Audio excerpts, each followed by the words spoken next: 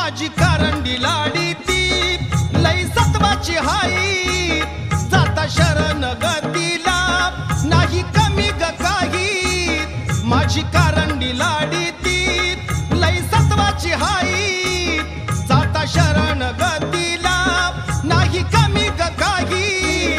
इडा पिडा गती सारी दुःख सारं ते जळलं इडा पिडा गती सारी दुःख सारं ते जळलं